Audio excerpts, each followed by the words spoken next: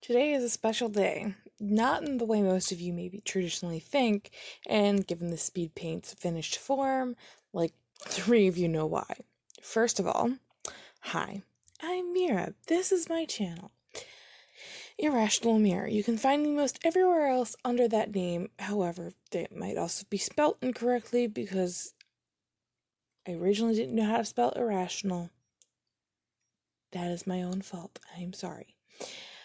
This video is brought to you on this significant day. It's not because it's Valentine's Day, but because the character that is the focal point of this painting, my character, Vanitas, his birthday is Valentine's Day. In universe. His conceptual birthday is actually somewhere in October, and I don't even know the exact date. So, since this piece is about Vanitas, and because it's his birthday, I decided I will be talking about Vanitas in this video. If you don't want to hear me blather on about this OC, then you want to continue to enjoy this video, the speed paint, I suggest you just mute me and go on about watching. But if you're actually interested in what I'm about to blather on about, then go ahead and stay and listen. So, this story starts in October of 2016 while I was a senior in high school and while we were working on set pieces in my theater tech class that were specifically for our spring play, The Addams Family Musical. The set pieces we were specifically working on were tombstones. We all got to create characters that were supposed to be attached to these tombstones. The tombstone I designed was going to have overgrowth of like vines and flowers and a skull on top. And I decided that I was going to call the person buried under it Vanitas, purely because it's a still life painting of the 17th century that contains symbols of death or change as a reminder of their inevitability. I can't speak. Their inevitability. Which actually, the irony in that is gonna come a bit later. So I named the person in this tombstone. I even did a little extra research to have their death day be on a Friday the 13th. And upon looking up this specifically in February, because that is my birth month, I'm almost 21. That's going to be terrifying. Anyway, I found that there was a Friday the 13th in February.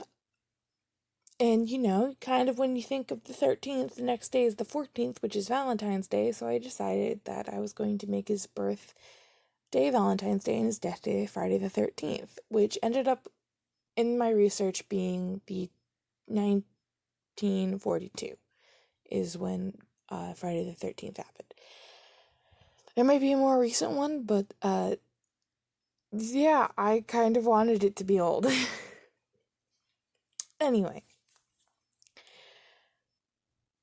So, I came up with the birthday, came up with the death day, and he had a name. And originally that was going to be how it is, but I am an artist, and I also can't leave things alone, especially when I come up with character concepts. So I decided to draw a design for the actual character, what he would have looked like in life. And I was thinking back on a conversation I had with a friend in art class about how I kind of missed having a psychopathic murderer type character because it kept phasing out one of my older characters who was like that, and I kind of missed how fun it was to write that because their personality is so weird. So that's what I ended up doing with him, and he lived for a few months of just me constantly drawing him in different outfits and with one of my characters, Grimm, and I got to use him in an RP with my friend who I had this conversation with, and he was a Queen of Hearts character, and Grimm was the Mad Hatter. It was a very Wonderland themed RP, and it was super fun. I loved that. It didn't even go that far, but I loved it. While I was coming up with more concept for him, I decided to put him in the same kind of limbo universe as Grimm, because Grimm was at his heart an RP character, and since I wanted Vanitas to be my little psychopath character, that's what I also did with him. Somewhere also in this time frame, I was taking a photo print class as well as one of my art classes in my senior year, and I ended up doing an etching of him and Grimm kissing that I love to death, and I have it posted somewhere on one of my accounts. I'll eventually have to find it because I'll redraw it again sometime in the future. Maybe during this year's Pride month. Yeah, I'll do that. Anyway, so you have the basic origins of his concept. Somewhere in wanting him to just be a psychopathic character that I get to play around with in RP, I ended up starting to once again put more of myself into this character and started treating him like he was a gender bend of myself, which, I mean, if I ignored the whole he was supposed to be a murderer thing, it was fun.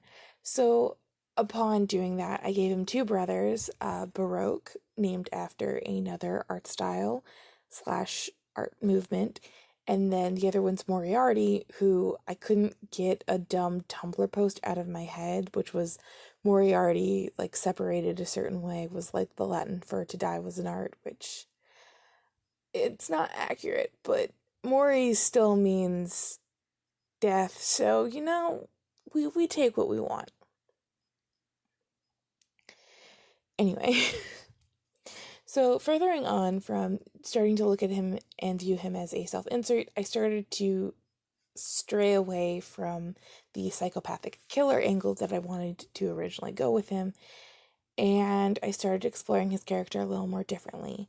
And this is where the whole reminder of inevitability. I kind of struggle with a weird thing where I keep thinking about the futility of life and how everything I am and do is meaningless, and then I could die and I don't know what it's like to die, and it's a very swirling void of just anxiety and depression.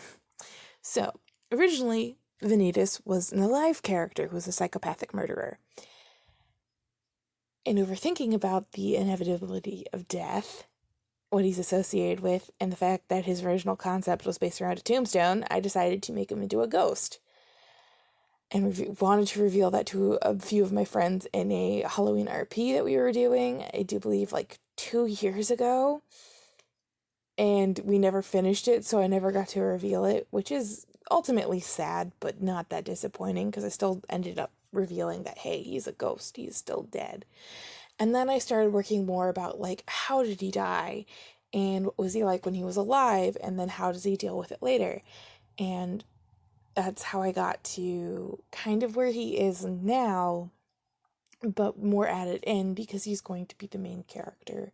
Well, one of the main characters of a comic I'm making, which I'm so proud of myself for committing to. Hopefully I will actually bridge the gap between the first page and where I actually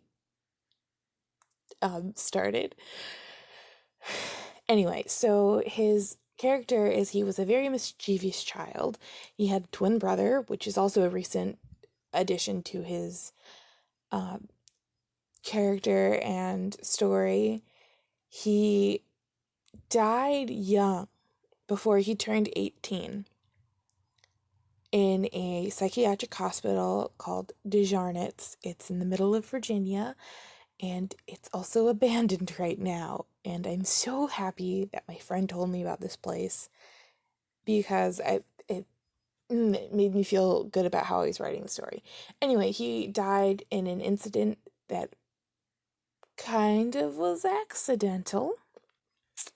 It's debatable on how you want to look at it, if we're being honest here. He drowned during a hydrotherapy treatment, and his ghost didn't kind of rest, partly because of his twin brother wanting to join him, and partly because Vanitas has a very tenuous grip on reality to begin with when he was alive, and he also kind of feared the idea of no longer existing and a whole slew of other things.